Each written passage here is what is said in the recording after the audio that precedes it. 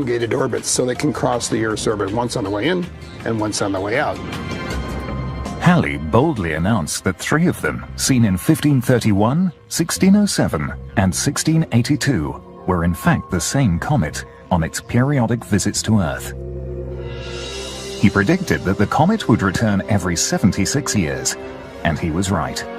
Halley's comet did return in 1758, as it has done roughly every 76 years since. Halley's discovery altered the status of comets, from mystical omens to real and physical threats.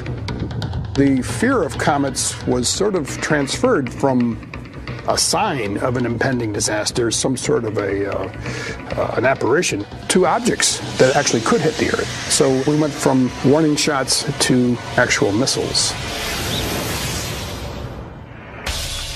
One of those missiles might have changed the world 4,800 years ago, and experts think that another deadly missile could strike the Earth with very little warning.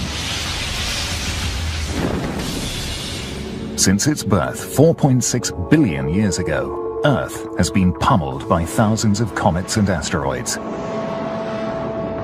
Scientists think that such impacts may have caused at least 2 of the 5 global extinctions.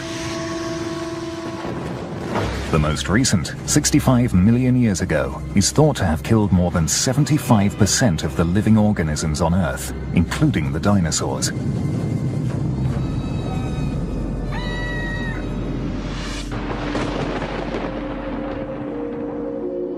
These major cosmic strikes seem to occur at very long intervals. The time between impacts depends very much upon the size of the object impacting. For example, an object 1 kilometer in diameter may hit once every 10 million years, whereas objects 10 meters in diameter might hit the Earth a couple of times a week. But some scientists now suggest that during the last 10,000 years, the so-called Holocene epoch, Earth may have suffered a series of more frequent, large, catastrophic impacts. They argue that if a number of newly researched geological structures can be confirmed as comet impact craters, this would indicate that comets have struck Earth more frequently than previously thought, and that we may be due for another devastating impact.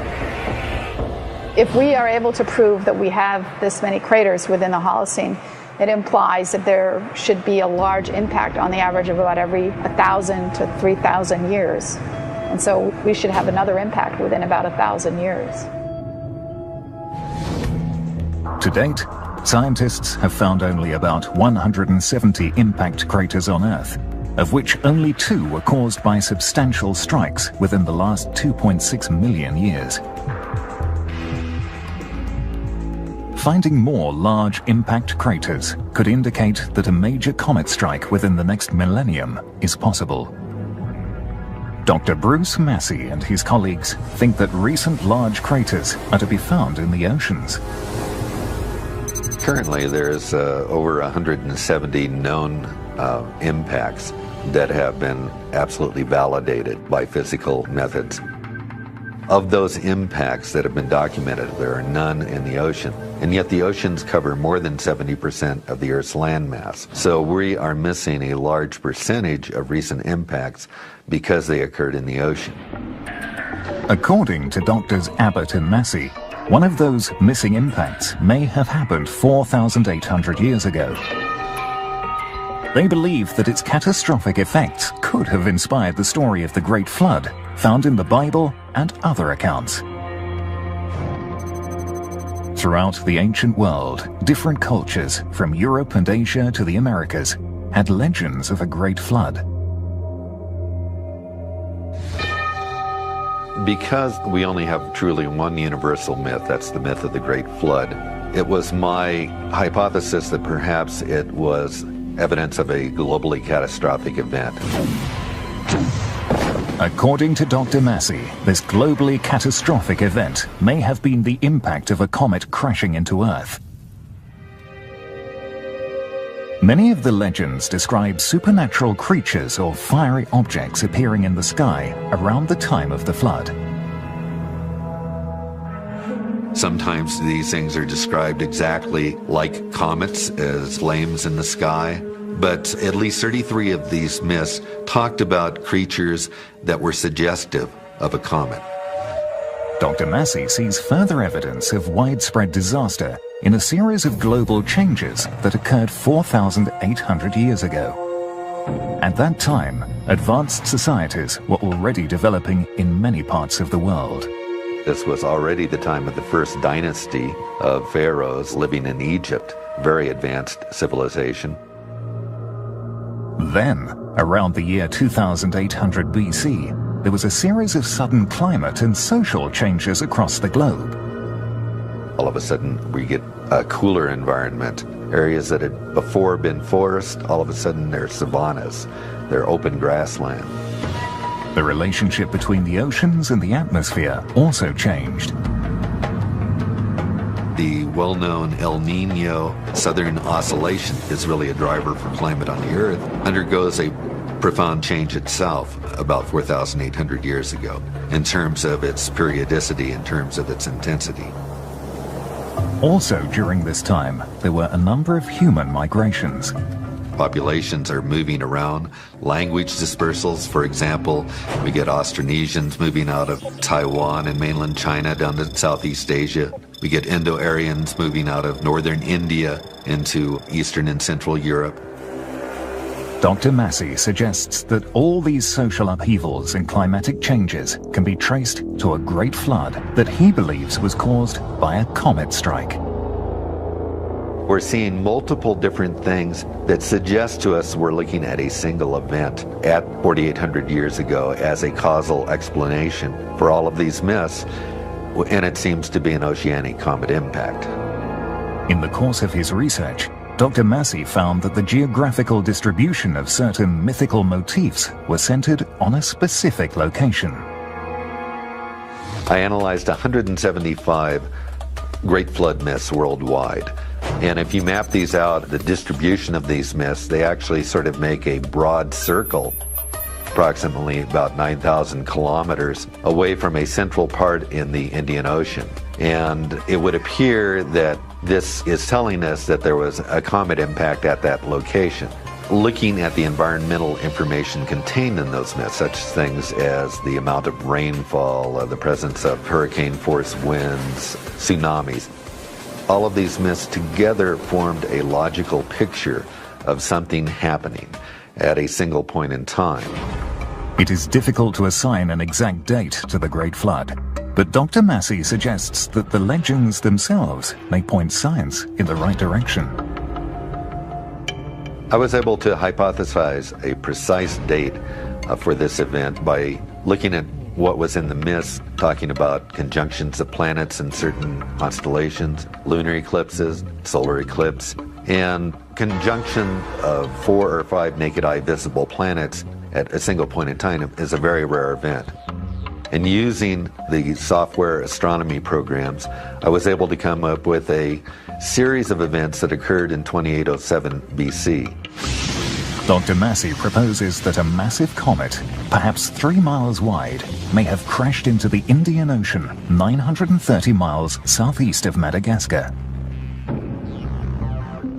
According to impact models calculated with data compiled by Dr. Abbott, the fireball would have looked bigger than the sun. The comet would have hit the waves at over 100,000 miles per hour, with over 30 million megatons of energy, generating a mega tsunami that would have devastated coastal lands and human settlements on 4 continents. Torrential rains, created by the vast injection of seawater and impact debris into the upper atmosphere, would have flooded land across the world. Small aerosol impact particles would have been ejected into the stratosphere, blocking the sun's radiation and generating cooler temperatures. Based on the mythology and based on the archaeological record that we see, I would suggest that perhaps 50% of all people died, either directly as a consequence of the impact and impact-related events, or from starvation in the months that followed. But mythological accounts are not proof. Mythology by itself cannot really prove anything when it comes to looking at natural events. We need physical evidence itself. Scientists are searching for that physical evidence in the Indian Ocean. There, proof of a colossal comet strike may lie hidden in rocks smaller than a human hair.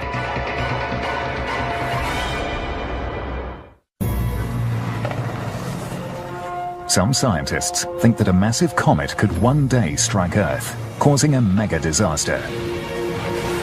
It could have happened before. 4,800 years ago, a comet may have killed more than 50% of the Earth's population. Ironically, many experts believe that comets may have brought to Earth the basic elements that make life possible. During the time it was being formed, the planet was very hot and very dry. So the question that has long puzzled scientists is, where did our water come from?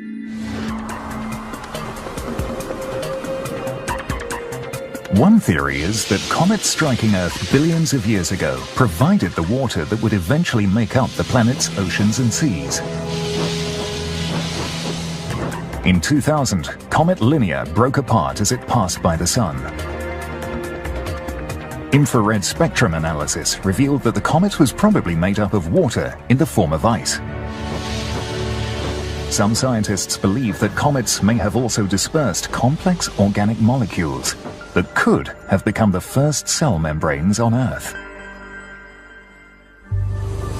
Comets came in and provided much of the water that's in our oceans today and much of the water that's in our bodies today. And comets may also have brought to the early Earth much of the carbon-based molecules that is necessary for life. So without cometary bombardments, it's unlikely that life would have formed on Earth. And so we owe our very existence to these objects.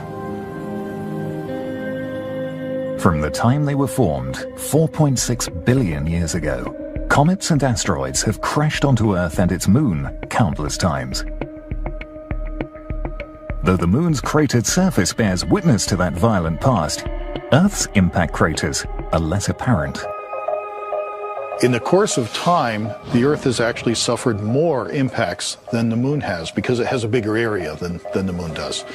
But we see many fewer craters on the Earth.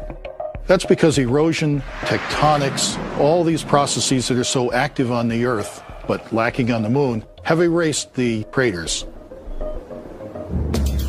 Even on dry land, craters are difficult to identify. Impact craters are one of the rarest of the landforms on the Earth. In fact, only about 170 bona fide impact craters are recognized on the Earth. Of these 170 impact craters, none is located in deep ocean waters, even though oceans cover 70% of our planet's surface. But there may be a number of missing craters on the sea floor. So, how do we begin looking for evidence of a massive comet impact in the oceans? Scientists are tackling the search on many fronts. Evaluating satellite images to identify crater structures all over the world and to locate soil deposits left on the coasts by megatsunamis. Studying computer models to predict the possible effects of oceanic impacts.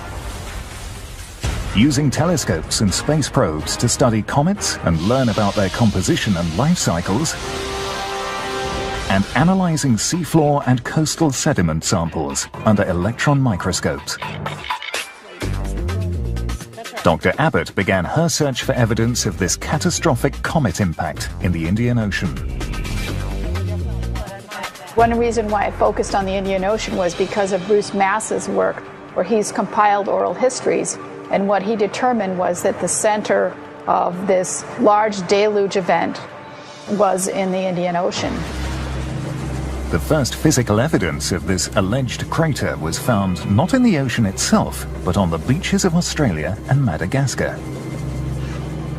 Massive sedimentary deposits called chevrons, some of them the size of Manhattan. The chevron dune is almost like swash on a beach. You know, you get a wave coming in and it leaves an outline. They're roughly V-shaped. But if you take the V-shaped dune coming in, its trend points back towards the source. That source could have been a massive impact in the Indian Ocean. When a big impactor comes in and hits the ocean floor, it doesn't make just a crater in the sea floor, it also makes a crater, an even wider crater in the water. And then what happens is that this water has to fill in the hole, and it crashes back in, and then it oscillates back and forth several times. Such an impact would have created colossal waves called mega tsunamis. So if we're talking about a diameter of 3 miles for the impactor, typically a large impactor coming in like that could produce a wave that was initially about 3 miles high. By the time they reached the coast of Madagascar, the waves would still have been colossal, creating the chevrons by depositing large amounts of coastal sediment and impact debris. In the Madagascar chevrons, we found a number of features that we think are materials that are derived from an oceanic impact. Such as these deep cold water microfossils called foraminifera. This is a picture of one of these bottom-living foraminifera. And note that all the magnesium, which is in blue, is mostly just right on the outside of the chambers. And we think that this may be due to boiling of seawater in the chambers right after the impact.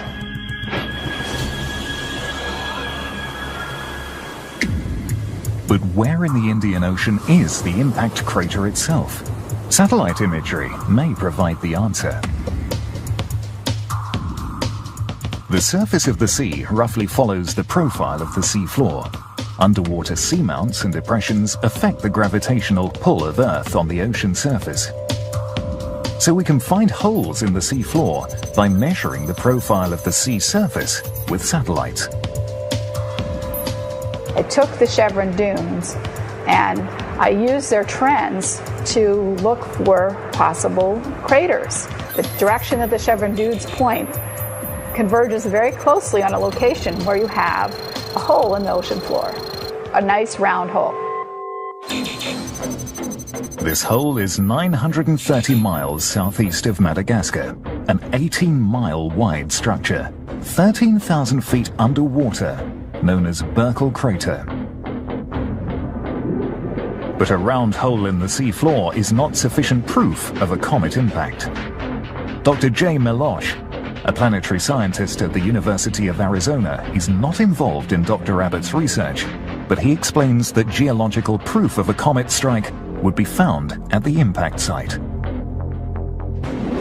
When a comet strikes the Earth at, say, 30 miles a second, it causes huge pressures. In the process of hitting the rocks, those rocks are changed in a way that no other process on the Earth can.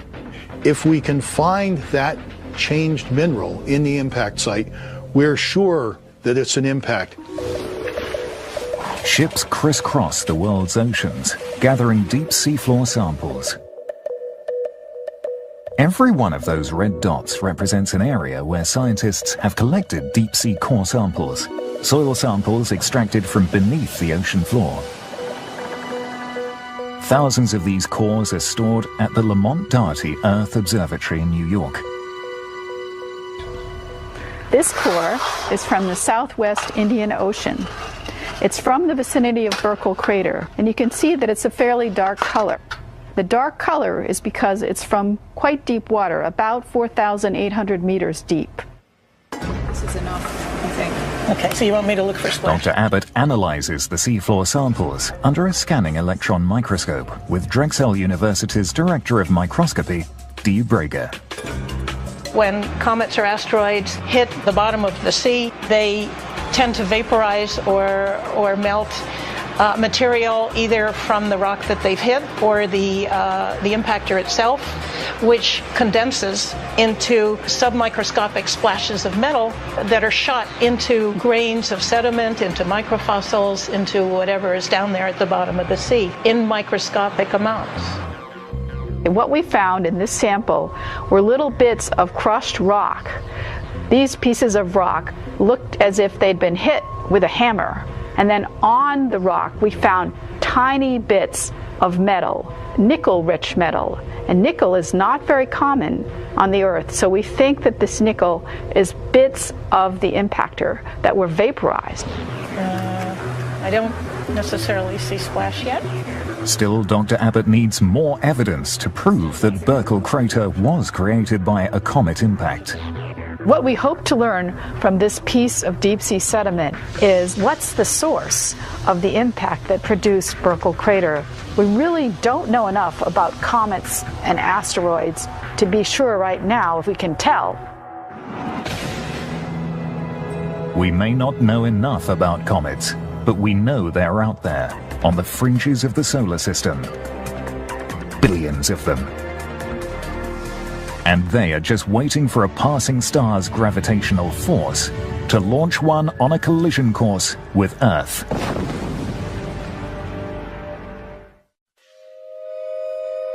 Ever since man first noticed these fiery objects in the night sky, comets have inspired wonder and fear. People have been observing comets for thousands of years. They fly by, we look at them and we say, ho, ho, ho, you know, something is happening that's very unusual. Their enigmatic history dates back to the dawn of our solar system, 4.6 billion years ago. Our solar system emerged from a cloud of gas and dust in motion. From it, the hot inner solar system planets, Mercury, Venus, Earth and Mars were formed, leaving the leftover rocky pieces of that process, the asteroids, in orbit just beyond Mars, in the asteroid belt. The cooler outer solar system planets formed Jupiter, Saturn, Uranus and Neptune, yielding as remnants the icy objects we call comets. There's three basic parts to an active comet. The tail can be either gas or dust, and it's typically millions of miles in length. The coma or atmosphere can be hundreds of thousands of miles in diameter, but the nucleus typically is only a few miles in diameter, and that is the heart of the comet, the ices and the dust in solid form. Billions of years later, thousands of objects linger in what astronomers call near-Earth proximity. That is, within 120 million miles, which is close on a cosmic scale. There are two types of near-Earth objects that concern astronomers. We have the asteroids, which are far more numerous than the comets, but we can discover them 20, 30 years in advance of any threatening impact. The comets, on the other hand, are a different story. Unlike the more predictable asteroids, comets may appear at dangerously short notice. If we do find a comet that's on an Earth-threatening trajectory, we would only have a few months to deal with it. A comet impact in the near future is very unlikely, but the potential threat is made more critical by how little we know about these celestial missiles. We know a lot about asteroids from studying meteors for many, many years, but there's not nearly as much data on comets or how they're put together physically. As mysteriously as they appear, comets do not materialize out of nowhere. They seem to have two cosmic homes. The so-called short-period comets, such as the famous Halley's Comet, come from an area just beyond the orbit of Pluto called the Kuiper Belt. The Kuiper Belt comets, we have much greater luck tracking them, knowing where they are, having them repeat so that we are, okay, this is the same one we've seen 5 years ago. But there is a more intriguing collection of comets which originates much further away from Earth and could pose a greater hazard. The second source of comets is the so-called Oort cloud, which extends out to the very edge of our solar system, halfway to the nearest star. And this is a spherical distribution of comets. There are billions of these so-called long-period comets in the Oort cloud. The Oort cloud tends to send comets in at random. They come in from all directions, and we never know where they're going to come from and when they're going to come by. And most of those Oort cloud comets come in and go out, and we never see them again. Their size and speed make them capable of multi-megaton impact, powerful enough to cause a mass extinction if they hit Earth. Let's think of ourselves riding along on the comet as its lifetime progresses. It starts out in the Oort cloud, and at that distance, of course, the sunlight is so remote that these ices are still rock hard, and so you've got a jet black icy dust ball in space that slowly is perturbed out of the Oort cloud by passing star, perhaps. Initially, some comets travel slower than most aeroplanes. It's a million-year voyage, and the vast majority of it is spent in complete darkness and complete deep freeze of space. Near Jupiter, the comet starts to feel the sun's heat and wakes up, transforming into a high-speed missile that accelerates to over 70,000 miles per hour due to the gravitational attraction of the sun and the planets. At that point, the ices, mostly water ice, start vaporizing. The dust particles within the vapor stream start reflecting sunlight, and that begins to show itself as what we call a comet. This process makes it difficult to study the composition of the comet itself. The problem with studying the heart of a comet, the nucleus, is that once the comet gets into the inner solar system where we can get a good look at it, Mother Nature starts throwing off gas and dust from these cometary nuclei, and it effectively hides the cometary nucleus. And so to understand what is the heart of a comet, you have to send spacecraft. A number of missions to study comets have been launched since 1978. But two recent missions have been the most successful. The Deep Impact mission actually ran into Comet Tempel 1 in July of 2005, and the Stardust spacecraft flew closely past Comet Wild 2 and brought back to Earth some of the dust from that comet. So those two missions have really enabled us to understand the nature of the cometary nucleus. The findings revealed information about its composition. The fact that they're jet black, they're icy dust balls covered with a layer of silicate dust, talcum powder-like dust. Objects that are a few miles in diameter, muffin-shaped, easily broken apart, very fragile objects, and the remnants of the early solar system formation process. Even though comets may be fragile, their speed, size, and unpredictability can make them very lethal threats. Therefore, scientists hope that the next mission will reveal even more about these cosmic stealth missiles. The new European mission Rosetta is already on its way to Comet Churyumov-Gerasimenko. When it arrives in November 2014, it will perform a series of maneuvers culminating in the first landing on the surface of a comet in flight. We're going to fly out and meet the comet near the orbit of Jupiter and escort the comet in all the way past the sun and out on its outbound leg, getting a chance to study it for months and months, watching it as its activity unfolds. But before we can identify which comets may pose a threat to our planet, we have to find them. Comets are discoveries. They are things that you're not expecting to find in one particular spot or another. So having a telescope that lets you look at a large area of sky at once is actually much more beneficial than something, say, like the Hubble telescope, which is really only staring at a very tiny piece of sky, but in a lot of detail. New wide-field telescopes will help us keep watch on the skies. The Large Synoptic Survey Telescope, LSST, will see first light in 2014. It will provide digital imaging of faint astronomical objects, such as distant comets, with a 3,000 megapixel camera from its vantage point on Cerro Pachon in Chile. The LSST will actually be able to take a complete snapshot of the sky every few days, and it will keep repeating that over and over again. So by stacking these full sky pictures up one on top of the other, astronomers can look to see if anything is moving. On the 7th of August 2006, using this 4-picture time-lapse sequence, astronomer Robert McNaught discovered the comet now bearing his name. The faint and fuzzy spot moving within the circle is Comet McNaught. Once we find these objects in the inner solar system, we have to compute orbits for them to be able to predict where they'll be in the future. Asteroids are easier to find and track because they are inactive, and their orbits are affected only by neighboring planets. Comets, on the other hand, have an additional problem with them because when they get into the inner solar system, they start thrusting toward the sun, and that pushes the comet in the opposite direction.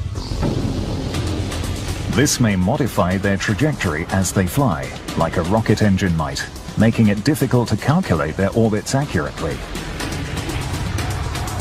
Another problem is that comets are virtually invisible until they reach Jupiter and start ejecting gas and dust.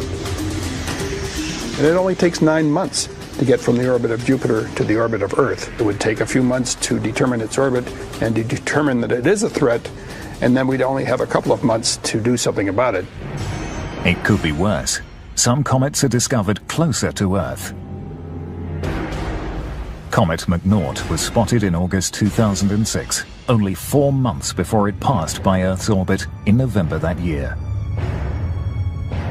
Scientists are working on ways to deflect or destroy an asteroid on a collision course with Earth, from nuclear weapons to gravity tractors. But today, there is little we can do to defend ourselves against an incoming comet. In the unlikely event that we do find a comet that's on an Earth-threatening trajectory and it's large, say 2 miles or larger, there's not a great deal we can do, frankly. That's the bad news. The good news is it's not very likely to happen. To date, David Levy has discovered 22 comets from his observatory in the Arizona desert. Every time a comet is discovered, there's always a little hiccup that happens. Is this comet one that can endanger the Earth? The one that I found a few months ago is one that comes by every 5 years. And there's a chance that at one of its passages, it could threaten the Earth. We're not sure about that. We don't know it as well as we'd like to. In 1992, Levy, together with Eugene and Carolyn Shoemaker, discovered the now famed Shoemaker-Levy 9 comet that collided with Jupiter in 1994. The important thing to remember about comets is that they're like cats. They both have tails, and they both do precisely what they want to do. In some ways, comet hunting is an art, not a science.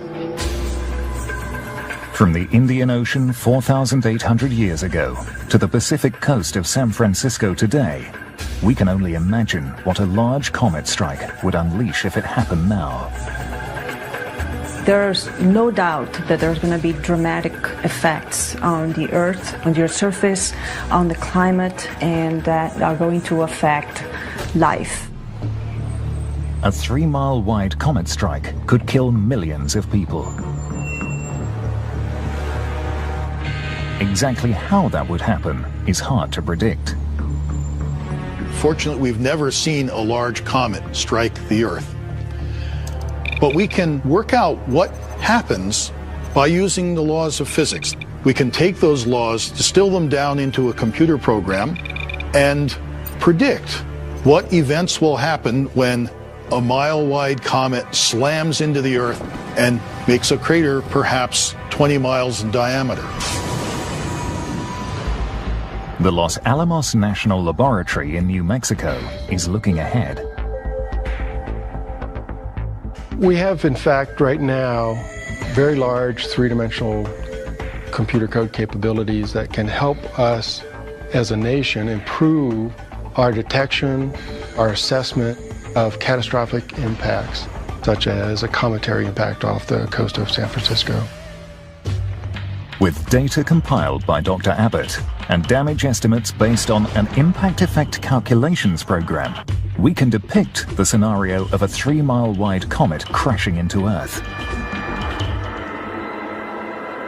With little warning and no way to stop this intruder, millions of people could find themselves in the middle of a global mega disaster.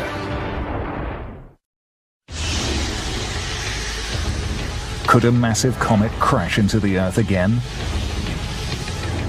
This science fiction scenario could become a devastating reality. Based on data gathered by Dr. Dallas Abbott and calculations performed with the University of Arizona's Impact Effect Calculator program, it might unfold like this. A comet started its journey millions of years ago on the distant edge of our solar system. It is now near Jupiter. The stealthy ancient traveler, awakened by the approaching sun, starts jetting dust and gases from its icy nucleus. It is 4 months away from its target, Earth. 2 a.m.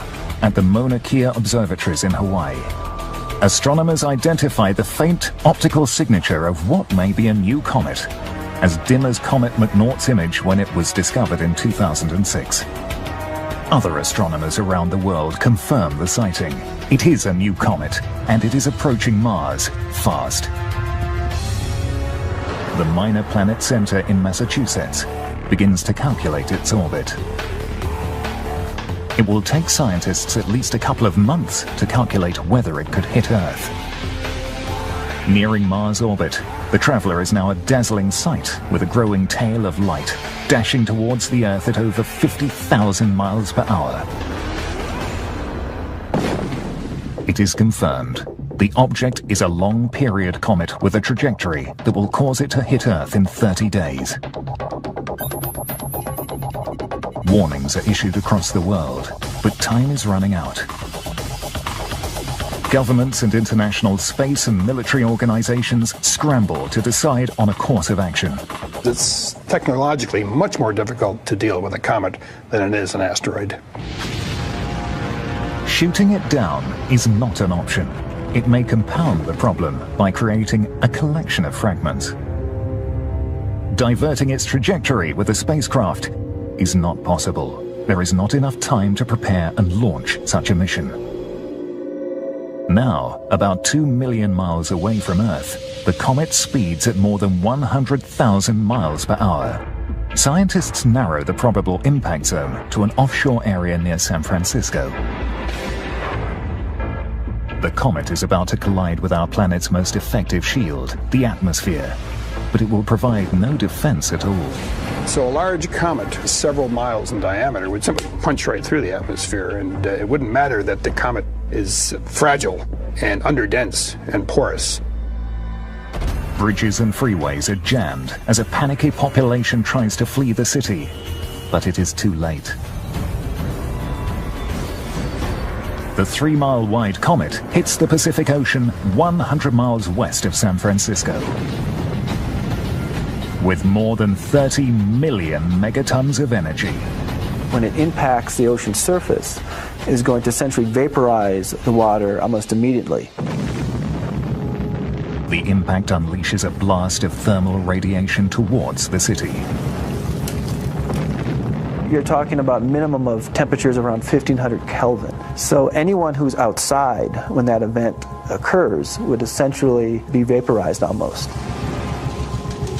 Wooden structures, dry grass and brush all ignite in a flash. Flames burst out around the city.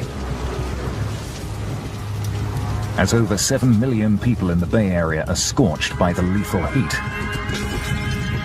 A 9.0 earthquake caused by the comet's impact shatters structures and buildings all over San Francisco.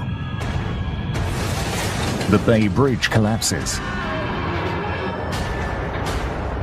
The Golden Gate Bridge yields to the inexorable power of nature.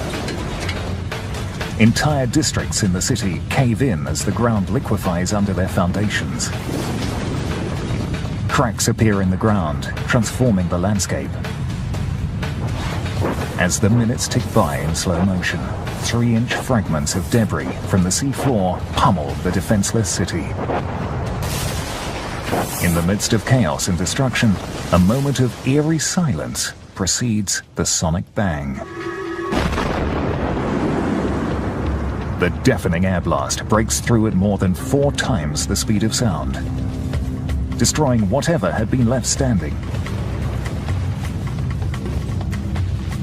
The resulting shock wave and the overpressure produced by that shock wave could lead to the destruction of a vast number of buildings in San Francisco. You're probably looking at most buildings being destroyed. Glass windows shatter all over the city. Highway truss bridges collapse. Cars and trucks on the roads are tossed about by high-speed winds. And now, this landscape of utter destruction is about to be washed over. The comet's impact has generated a massive mega tsunami just 100 miles offshore. By the time it hits the coast, the enormous wave swamps the Golden Gate Bridge, crashing into the bay and flooding the city. It also travels west toward Hawaii at more than 500 miles per hour. More than likely, if this happened in today's world,